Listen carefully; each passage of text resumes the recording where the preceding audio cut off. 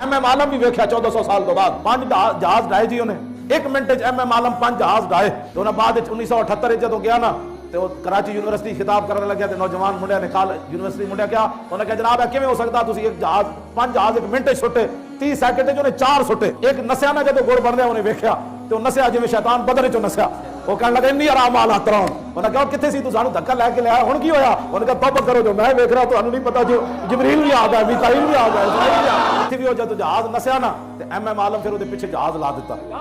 4 ते 30 सैकंड उहदे पिछे जो जहाज लग्या ते ओनू जनाब ओनू 5वें नूं सुट दिता 1 मिनट मुंडिया ने कहा झूठ मारना तू बई 1 मिनट 5 जहाज जंगी बंदा सुट सकना